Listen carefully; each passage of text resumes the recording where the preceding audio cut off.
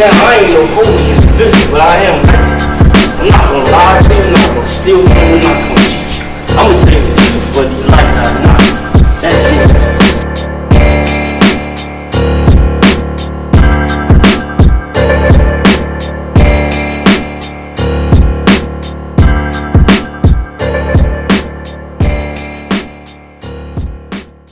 What's good? Yeah, what up? What up? What up? Vanderslice, Vanderslice, what's been going on? Nothing, man. What's going on, man? Yo, you've been.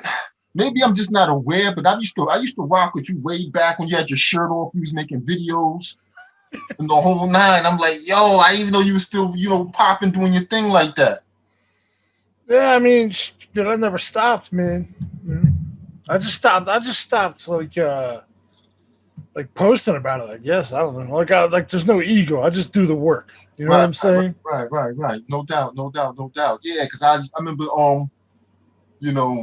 used to have the shirt off, and the equipment you were using was the Roland. I think it was the 606, right? Yes, it was. Right. So what are you using now? The MPCX. Okay. So what made you want to step it up? Well, I had two Roland SB606s, and they both broke the same day. Damn. Yeah, like anybody that knows like Roland machines, like they had a function where you had to press and hold the record button and then hit play to make it actually start recording, and the trigger for the record button broke on both of them the same day. Right. So I ordered an MPC Renaissance, and I just never looked back. It was so much easier and just better. It was just so much better. The 606 only had 2 outs. So, if you wanted to track out beats, man, it was like an hour-long process. Right. Now there's no, like, there's limitless tracks on the MPCX. Yeah. That's what's up, man. That's what's up. So you went from the 606, now you with the MPCX or whatnot. Yes, do you hear a difference in your beats? Has your quality of beats maintained the same, or they just gotten better using this equipment? Honestly, they've been the same. They maintain the same. Like, I got the best engineer in Philadelphia, Scott Stallone. Whenever we do songs, he's the brand. He's part of my brand for real. Like, his sound is so unique and signature. You know what I'm saying? You can't beat it. Right.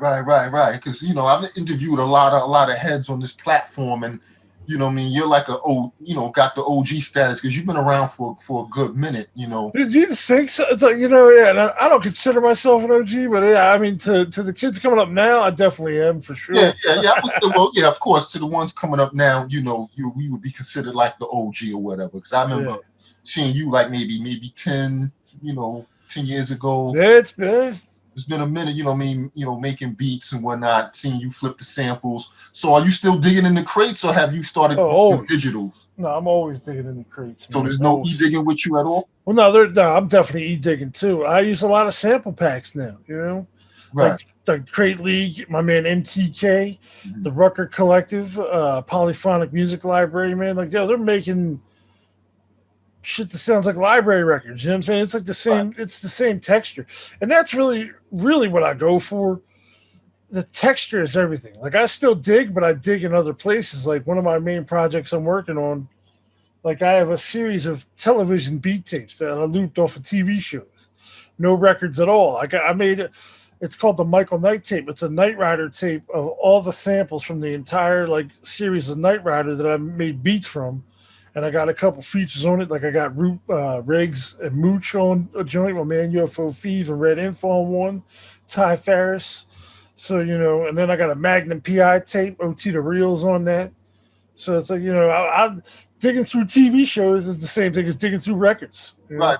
Yeah, and I was going to ask you that. So are you visiting record stores like you used to back in the day, or is that slowed down? No, I'm not visiting any record stores, man. I'm a boutique guy now. I'll admit that. Like, because the thing is, I can call, I can call my man Gene Brown and get anything I need. You know what I mean? I can call, my man Rob from Princeton Record Exchange and get whatever I need. Right. You know what I mean? It's like, when you've been in the game this long and you spent the kind of money that I spent on records, there's a certain respect that comes with that. Like, I get white glove service from a lot of guys, from a lot of dealers. You know what I'm saying? So it's like, I'm fortunate in that regard. But there's nothing that replaces being in the field. Because the thing is, man, when you find something you've never seen before, or Right, you find something that's super duper rare for like in the dollar crate, you know what I mean? right, right. It's like nothing replaces that. Nothing. True indeed. Now, at one time, I think you were even selling samples, right? I was, yeah. Yeah. Okay, what made you stop doing all of that? Once I got enough money doing other shit, you know what I mean? Dude, I was a hustler for many years. So once I really got financially secured that way, I just didn't need to sell samples. You know what I mean? I'm like, you know what? I'd rather use them for myself. Right, right, true indeed. So let's go into some beat science or whatever, because is your process the same back then as it is? I mean, the same now as it is back then? Yeah. So I, just you still chopping samples. yeah. And on top of that, like when I make beats, I keep a stack of records here. I'll put one on and I just listen. I just sit and listen. And I don't sample anything until something like, all right, well, that's the one. That's the one that gets me, the one that whatever gets my fingers moving. You know what I'm saying? Like whatever gets the spirit fingers going. That's what we're rocking. All right? That's what we're doing. I tell people all the time, if you're gonna dig for records, like for samples to make beats, just dig for good music. The rest of the samples, they're right there. They're right with them. Right, Like right, dude, like dope records. You know what I'm saying? Dope records, you have dope samples all the time. right. Because you know what I found that when I listen to certain beats, they'll have dope drums, but the sample will be just boring. It just Yeah. the drums is rocking, the drums hit, they smack, they everything, but the sample is just dry. It just doesn't Yeah, move. I understand what you're saying. A lot of like soundtrack, like I call them French samples because like the French have a lot of records where it's just like be one sound, like some ominous low tone sound for 4 minutes, and people think that's like heat. It's not. Yeah, it really I'm is. with you. And then again, it's dope drums, whack beats, man. Yeah, yeah, yeah. Because the sample is like, no, I like the drums, I like the pattern they got rocking, but the sample is just bland. It just doesn't really stand out. So what you're doing is basically you don't spot sample, you play the whole record Yeah, just listen. and just listen. Yeah, and whatever piques my interest, that's when we start chopping up. So I guess you'll be sitting there if you play video games or whatever the Yeah, case may be, and then you hear something, you jump up and start absolutely. working, Yeah. start working. You know what I mean? And you think that seems to be Well, very I learned. important nowadays. Yeah, and I learned that Listen. from Pete Rock, man. Pete Rock said always listen to the entire record. Like he said that he's like don't ever just listen for the sample. He's listen to the entire record, and then you go listen to They Reminisce Over You. The loop is in the middle of the song. Most people wouldn't have caught that. You know what I Right, mean? right, true. So always listen to the whole song. So what genres of music are you digging for nowadays, or it's just wherever? Well, like I said, right now, so I'm sampling a lot of TV shows. So anything 80s, like Mike Post, like A Team, Right. synth rock type shit. But it's like, beyond that, I like soul music, man. 45s, Mhm. just soul music with really big like rhythm sections. And because like again, I'm gonna give a jewel out. There's a program called the RX8 made by Isotope. You can isolate drums, you can isolate sounds, you can take the vocals out. So, sky's the limit now. You can sample whatever you want. You can take a 45 that's got like big drums and really dope horns, and you couldn't sample that before. Right. Now you can put it so where the drums will be in the background, and you just lay your ears on top. It's a whole new world. It's crazy. Right. So things have changed from 10 years ago to now. Oh yeah, yeah, With and it's only getting better. I Right. don't know how they do it, but it's Jake One put me onto it. Jake One did a remix EP, and he chopped out all the acapellas with the RX7. Mm. And I was like, man, he was just like, hey, check it. And I went and checked it out. I was like, yo, this is game breaking. Yeah, yeah, that's pretty dope. So what about drums? It's just, you using packs too, or you Yeah, yeah. Yeah, I mean, the thing, like I tell people all the time, like, if I use a loop out of a pack, like Mario Luciano I think he makes the best drums as far as like drum pack guys go. The polyphonic music library drums are the best in the business. But like you got to make it your own. You know what I'm saying? So I take the break and I won't ever use the break as is. Like I'll use the pattern and I'll cut out the snare, get rid of that snare, or I'll Right. replace the kicks. And I always use, and again, since the RX8, all my snares are mine. All my snares that I use are mine. You can't get them anywhere. They're not on drum breaks. Like I chopped them out of like Korean records and all. You know what I mean? Because like when Right. you use the RX-8 to isolate the drums, like you know what I'm saying, they're totally unique to my beats now. So it's like that I'm really loving that. Yeah, yeah, Because yeah. not a lot of people are up on that shit yet, man. So Yeah, it's well, like, you just gave out a jewel, the yeah, hey, RFP. look, I'm here to help, man. You know what I'm saying? Right, right, Especially being as long as I've been in this shit, man. Like, yo, there's not a lot of people giving out tips. right, right. And that's why you want strictly for my diggers, because that's what it's about. You know what Yeah, I I'm mean? trying to. Yeah, I'm trying. Yeah, because there's not a lot of us left, man. You know what I mean? We got to try to bring the next generation into this shit, so we can grow somehow. Right. Yeah, because I had chopped it up with I had Fifth Seal on. You know, Yeah, word. definitely doing his thing dope, and he opened my eyes to a lot too. You know. So when it comes to your drums, are you quantizing or you taking the quantize off? I quantize the kicks and snares, and then lay the hi hats by hand and the shakers by hand. Okay, so why? Because a lot of other producers I spoke to, they said they don't quantize. What is your reason for quantizing? What does that do? I want to keep everything in timing, man. I don't like that. Like, listen, man, Dilla was his own man, and Dilla was also a professional drummer. Most of these guys aren't professional drummers, Right. and it's like also like I like certain structures, man. Like I try to lay my drums like with the samples. So like and I mean I use different types. Like I don't use the eighth and quarter notes. So, you put the kicks in 16. You might put the snares in 32. It gives you more leeway to move them around. Like the grid on the MPC goes from 1 to 164. Right. You know what I mean? And it's like I just turn it off whenever I lay my hi hats or shakers, just because you want it to sound natural. I want it to sound like a real drum break, man. I don't want it to sound with the goofy off timing with your swing on 68 going for that Dilla feel, man. It's like I don't like that type of shit. It's like his sound was so natural because it was him. Like it's not, you know what I mean? Everybody else doing it, it's just like, I don't know, man, it sounds crooked. You know what I mean? That's why I say it sounds crooked. When I hear other people try to emulate that shit, it just sounds crooked, man. I ain't into it. Right. So basically, would you say that you wouldn't sample a drum break and just loop a break up? Very rarely. Listen, if I loop a break, that joint costs buku dollars because like then the flex is in the sample itself. You know what I mean? Right.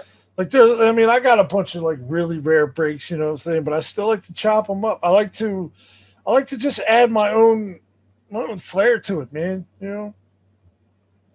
Yeah. So if I rock a full drum break, it's something crazy, something rare, something crazy. Yeah. Because some people, instead of just finger drumming with the or Yeah, laying the kick here and the snare there. So when you, all right, so you say it's rare that you use drum loops.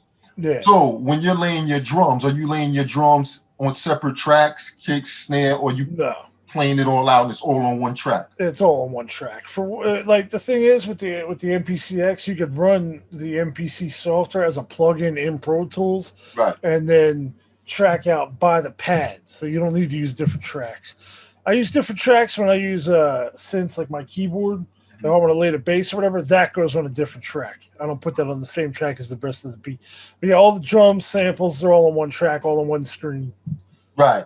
So each of with your beats, each sequence is how many tracks? Each sequence, probably. I mean, it's one track, but I mean, it's like kick, snare, hat, shaker, samples. Like usually like 7 or 8 7 or 8 total. tracks Yeah, total. yeah. Right. Not too much. Less is Not too more, little. man. Yeah, like Right. less is more. Plus, again, when you're making beats, Mhm. you don't want to add all these extra blips and bleeps and flares and shit. You want to get the song done, and then you can put whatever you want on it. Right. Less is always more, man. Like I learned that from my engineer. I learned from Scott. You take stuff in, you take skeletons in. I mean, like I still make my full beats. Like they still sound full and done, but it's like, I don't add any EQ. I don't compress anything. No effects, very minimal effects. And the effects are usually something like a wet reverb on the snare to get that, like the crack. So you get the echo in the back. But it's like beyond that, I don't add anything to any of my beats until the song's done, man. Right. So that's in the mixing stage. Absolutely. Right. Now, do you mix or you have your engineer do all of that? I have my engineer do it, and basically, it's like, I feel like Rick Rubin. Rick Right. Rubin just sits there and tells you what he wants to hear. That's pretty much what I do. Got you. You know what I mean? It's like, listen, man, like what I say, the jack of all trades is a master of none. So it's like, I focus on what I'm good at, and my man Scott's a monster at what he does. And it's just like, I hear something like, look, you know what? I think we should add a reverb to that, or I don't think this snare fits, or whatever. Like, we work on the spot once the songs are done. Right. So I'm gonna ask you this question: do you think there's a difference between a beat maker and a producer? Yeah, absolutely. Okay. The producer doesn't have to do anything but be in the room. Like listen, man, you listen to Dr. Dre's beats. Like, a lot of those beats weren't made by him, but like once he got down to them, he put all of his flair on them, and then they become Dr. Dre beats. Like, you know what I'm saying? Like, a producer is much more than just sitting here and banging out pads. A producer can put songs together. A producer can blend songs together. So nothing, you know what I mean? Put everything seamless. Like, a producer is so much more than a beat maker. Right. Got you. But I also see the beat maker as like sort of like the foundation of it, because he's the one that's grabbing all the utensils and actually making the beat. There's producers that don't even touch the equipment. Yeah, no, but you know what it is? It's like, you got to look at it like a comic book. Like the beat maker is the guy that does all the drawing. Right. The producer's the illustrator. They need each other. Or like, like a baker, I'll bake the cake, so the producer puts the icing on it. You know what I'm saying? Like, you need them both. Right. And a great producer, like I said, a great producer like Dr. Dre can make the beats, but he also doesn't have to make the beats. Like, at this point, he can pick what he wants and then he puts his own flair on it. Right. And the other thing about Dre, I mean, I use him as the example because nobody ever complained about getting jerked by Dre. He pays everybody. And that dude, that's such a rare quality in anybody these days. Because, there's a lot of producers, as you just, what you're saying is like, they'll just try to take what's yours. Right. And give you nothing for it. Right, true indeed. So how often are you working with the artists in the studio now? Never. Never. Never. My man Verb Tech, he lives in Philly, so we can work in person. But I think beyond that, I think the last time I worked with a rapper in the studio was when I'm trying to think, it was probably Freddie Gibbs when we were in D&D. We were at Premiere Studio. Oh, that's the last time we worked in person. That was like 2014. Right. Now, do you prefer to work alone? Is that how you prefer? No, I'd rather work with a rapper, but they just rappers don't. They're on their own time, man. And that's the other thing. When they get in the studio and they want to sit and write in the studio, I can't. I have no time for that. Okay. Like, I don't want to. When I go to the studio, I'm there to work, man. I'm not there to help you find your creative juice. Like, fuck that. Right. So you rather them have the song already written, come to the studio and bang it out. Let's be out. Yeah. So you don't have the patience for them to write and the beat. Nah, it's still just, man. I made the beat. I don't want to sit and listen to it for 2 hours while you write a song, man. Like, you do that on your own time. Wow. So what's good with Stu Bangers? Because weren't y'all like y'all were like really close at one time, right? Weren't y'all like, you still work together? Nah. Nah? No, I don't even talk to him. He reissued the Black Poet record, didn't even pay me. I'm like, yeah, I'm all right. And I don't have beef with Stu. I just don't fuck with him. You know what I mean? Right. Yeah, Stu Bangers. Yeah, because I remember y'all two like, neck and neck doing. Yeah, I mean, listen, we were really close friends. Yeah. Because I remember back then your beats had more of like a heavy metal rock kind of sound back then. Dude, listen, I'll give Stu credit there. Like, he and I were definitely the only other people that were really doing it like that were Sid Rome's. Right. I'd put my rock beats up against anybody. Right. And the thing is there were a lot of people that were biting that shit, so I just moved on from it, man. I'm not even interested in rock beats. Very rarely. Mm-hmm. Like, that sound to me sounds dated these days. Like, dude, it's not even interesting anymore.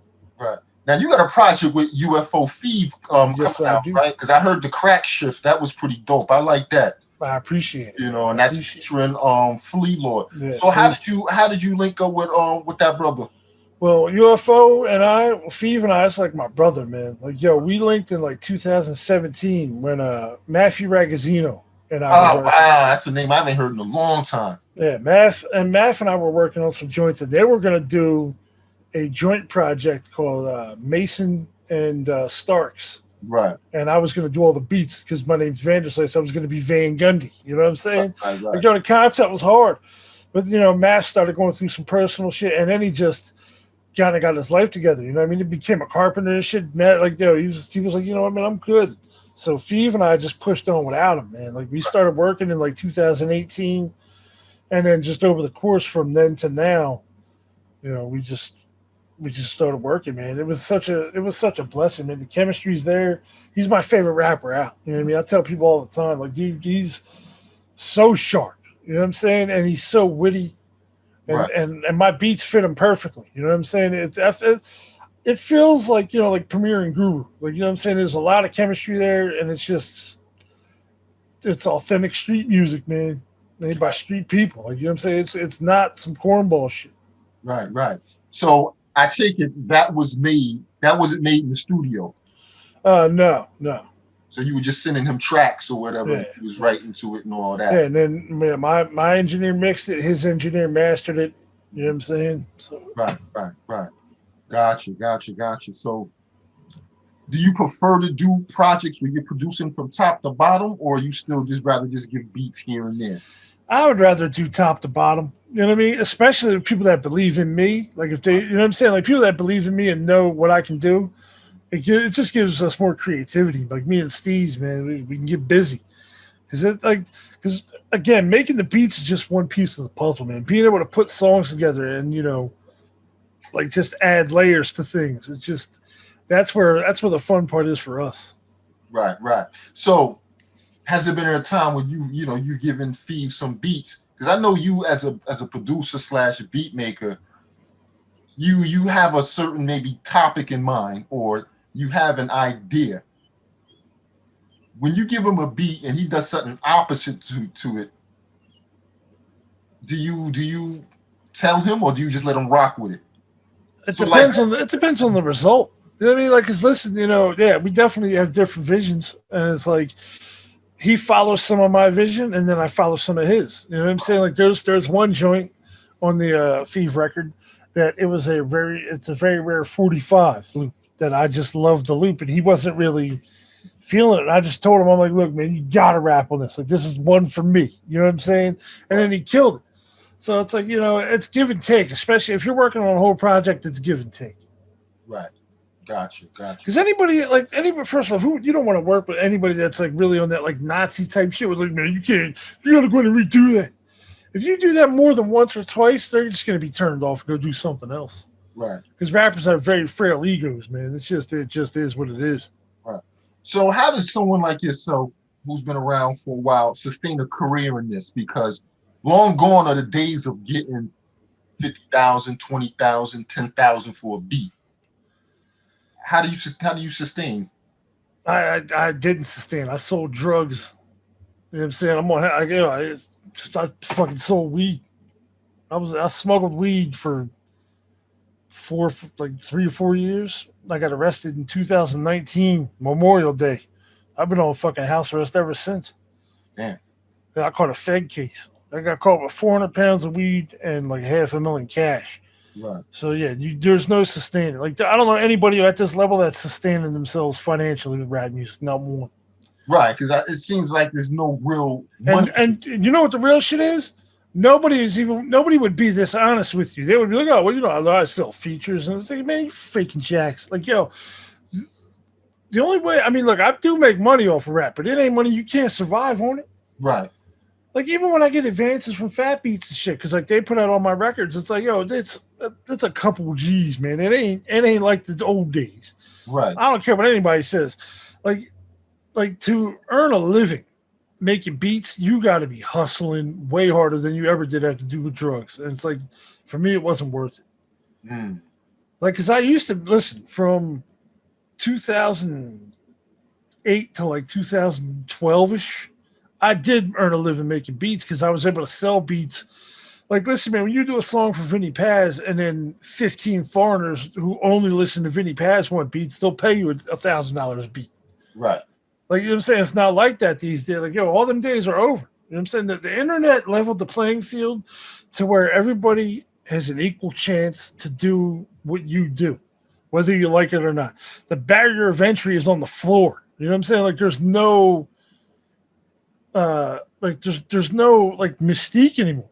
Listen, man, when we used to make music back in the day, you used to have to book a studio on like a Tuesday night at 3 a.m. to be able to get a better rate because you couldn't afford $1,200 an hour.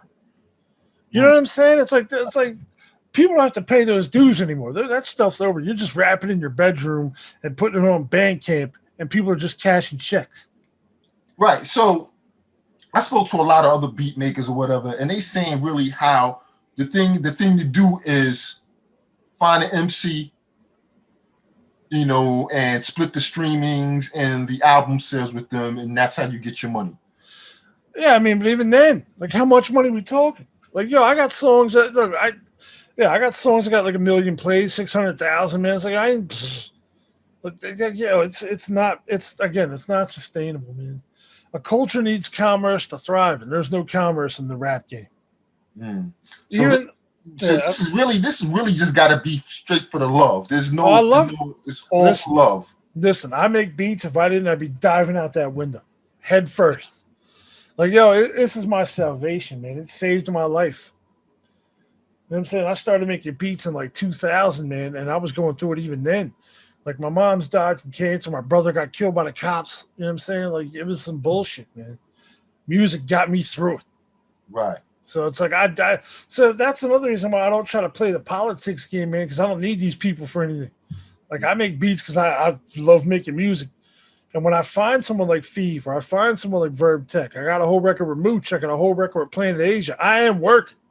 Right. But it's like, yo, none of that shit really moves me, man. Like the fun part for me is when I, taking through records, putting a record that I never heard on the turntable, hearing that sample and then making the beat. Like that's the lifeblood of this shit. Right. So you're not going out there shopping beats like back in the day and chasing the next hottest artist. No, not to at rhyme all. over your beats. No. Right. Not at all. Because I always wonder, I'm like, okay, you if you reach out to these dudes, especially like an up and coming beat maker, it seems like you have to give these beats away free for the most part. Yeah, and then it's like, at what expense of yourself? Like, what are you willing to sell your soul for? You know what I'm saying? To get a song with Kendrick Lamar. And it's like, listen, that's part of the problem that I have with the rap game is there are so many gatekeepers and so many people that are not in it to help you gain. You know what I'm saying? Right. Like even No ID. Like when No ID did like the Death of Autotune, he had to go through Jermaine Dupri to be able to play beats for Jay-Z. It's like, why? You know what I'm saying? Why? Like, what's with the gatekeeping, man? I mean, I have my own theory. I think the gatekeeping is like that because there are only so many seats at the table. Right. Because again, there's not enough bread to spread around to 50, 60 people. So like, the top 10 people make all the money and then the rest of everybody else is just struggling, man. Right. Yeah, because on the outside looking in, you're thinking this guy is doing his thing. He's got songs with a lot of these hot underground artists or whatever. So you're thinking, okay, rap is sustaining him or whatever. You wonder, is he working a job? What is he doing? What's going on? I don't know, man. Yeah. Well, I appreciate you for clearing that up and just being honest, because a lot of these guys will tell you, hip hop is paying their bills, and then some of them have been like, as a beat maker, they work with a lot of the hot dudes, but they still got jobs.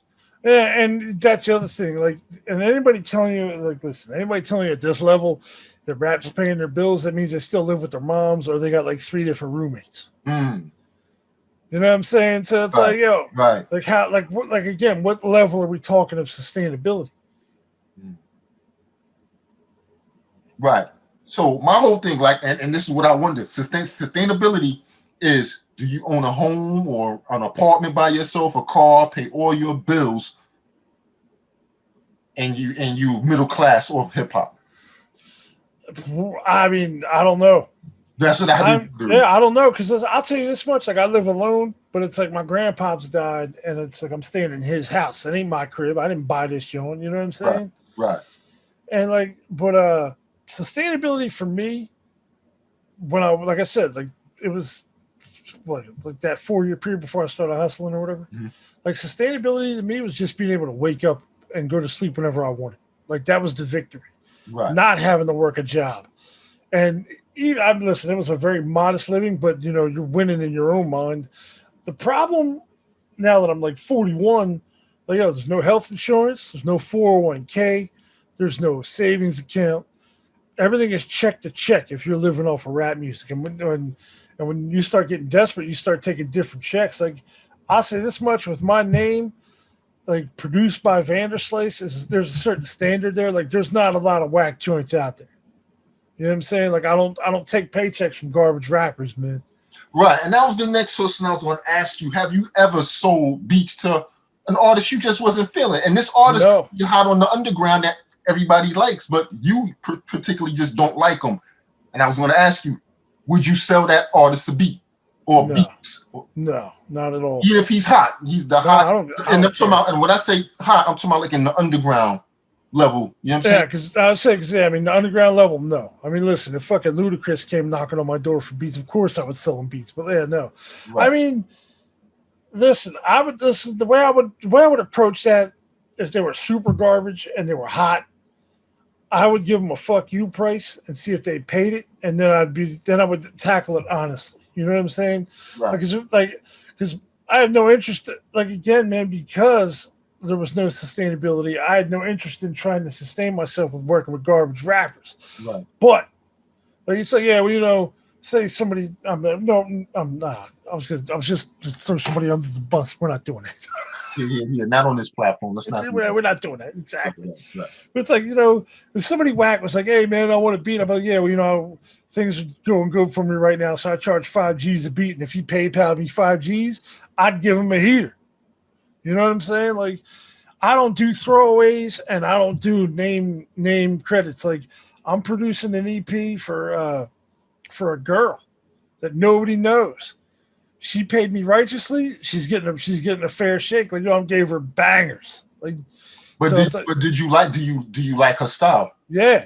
Okay. Right. Plus, I mean, for me, if I can bring the women in, why not? Dude, nobody else is. Right. So basically, what I'm hearing is you have integrity. You're not just going to take a check, you know, from someone that you really ain't feeling like that. No, not at all. That music lasts forever when you do that with that whack. Exactly. You know what I mean? Yeah, and again, because of where we are at this level, man, integrity is everything, man. You want your brand to be as strong as possible. Right. I mean, that was part of the reason why I stopped messing with Stu. Like, listen, man, if you go on YouTube and put in produced by Stu Bangers, there's like 30 songs by Russian guys that are just like, what do you like? You know what I mean? Like, I don't want my name attached to any of that. Gotcha. So, speaking of which, so you being a beat maker, you're also a fan first. Absolutely. Right. So, who are you feeling that's new and up and coming today as beat makers? Well, I'd say my favorite producer is Seb Bash. He's not a new guy though. Okay. Like he just did I mean, listen, Seb's from Switzerland. He's been a monster forever, and he's finally getting his just due. But beyond that, like my man Max Julian from Chicago, a monster. Trox, my man Trox is a monster. Like, I mean, like those, like, what Max and Trox are guys that, like, when I hear their beats, they inspire me to go get to work. Because I call Max the new Sid Rooms. He's doing that really electric synth hard shit from Chicago. Dude, he's a beast, man. Gotcha. And he's working with, like, he's doing his own shit too. So, like, you know, he's got a 45 with Ransom. He's working with Vic Spencer.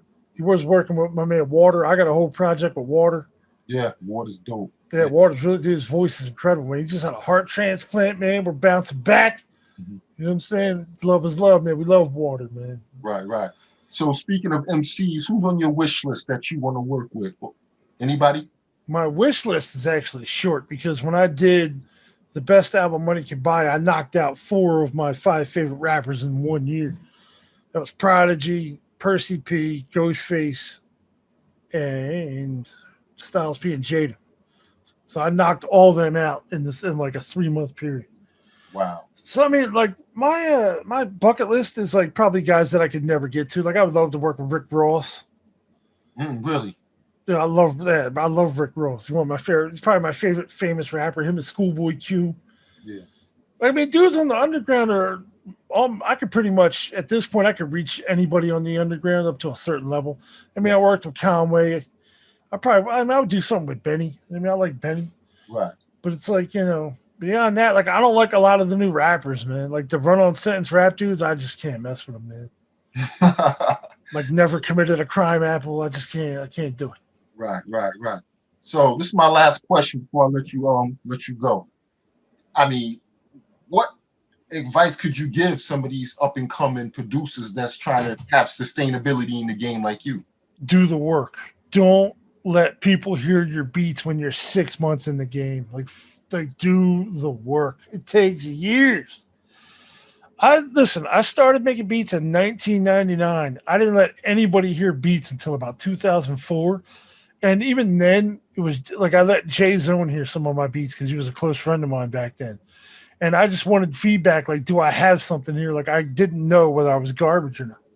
You know what I'm saying? It's like, don't put up a SoundCloud link and don't let people, I've been making beats for 8 months. It's like, yo, if you've been making beats for 8 months, go make beats for another 8 months and listen to how, if you're dedicated to it, if you're actually, like I said, if you love this shit and you're dedicated to it, 60 months, you're going to be light years ahead of where you were. You're going to be embarrassed to listen to what you were making when you were 8 months in. So don't let people listen to substandard fucking music, man. Put the work in. Please, for the love of God, put the work in. Nobody wants to do the work.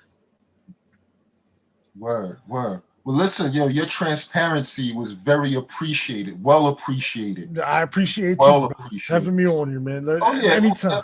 most definitely. This is strictly for my diggers. So I just want to, with this platform, I like to put the beat makers / producers in the forefront, because some people still may not know what you look like, who is Vanderslice or whatever. So this platform is giving you a voice. I appreciate it. Yeah, we're celebrating you, what I mean, all the beat makers that's keeping that sound alive. But at the same time, you're giving jewels to those I'm trying, man. Yeah. that are coming up that want to do what you're doing and don't have a direction or just don't know. Yeah, because and one more extra thing, if you're just starting and you're really nice, I mean, like really dope, and you actually put the time and you put the work in to progress to become a producer, don't chase other rappers. Don't go try to get beats to West Side Gun or try to find the next West Side Gun. Go work with people around you. That's the only way you're going to get better. Especially if you want to be a producer, like if you want to produce rappers, find people around your area.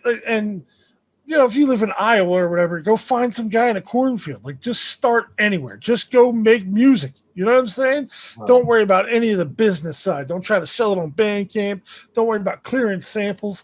I don't care if you sample Michael Jackson with the honey drippers with the drum breaks, man. Just do the work. Because by the time you're ready to actually spread your wings and fly on your own, West Side Gun's going to be 10 years older from now. He's not even going to be relevant. You want to find people around you that you can try to build to bring with you as a producer. You know what I'm saying? All the dopest producers from like that era, they all had their own artists, man. They weren't freelancing. Right. Like Premier had Guru. You know what I'm saying? Dre had NWA. The RZA had Wu-Tang. Like they had Yo Smooth. Yeah, absolutely. You know what I'm saying? They all had their own people. Bring your own people with you. I can't stress that enough. And you can't tell me you can't find a rapper. Rappers are fucking everywhere. Everywhere. Everywhere. This Dude, one right now, probably. You know what I'm saying? Word up.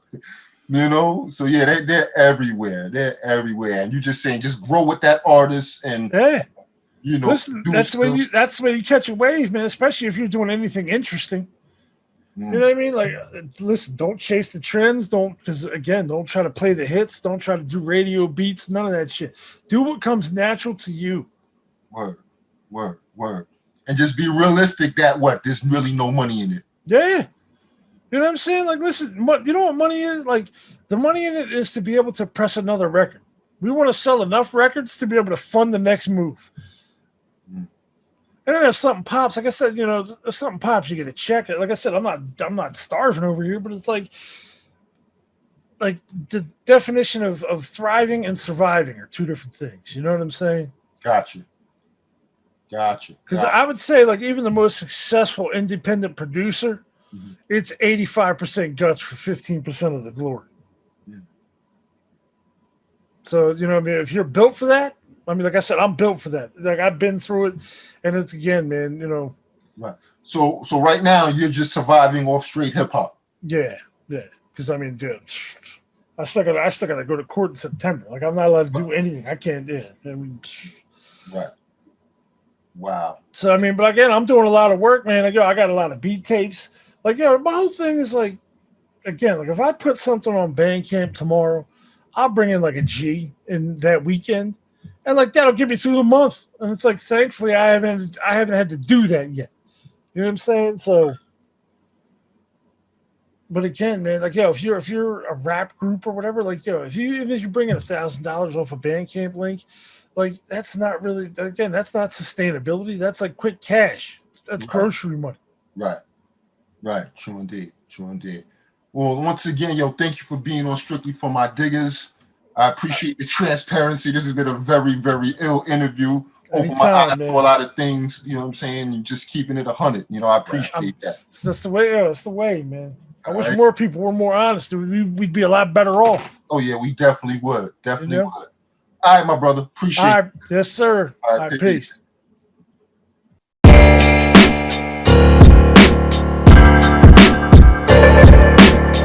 Say now, I ain't no holy individual, but I am. I'm not gonna lie to you, I'm not gonna steal from you,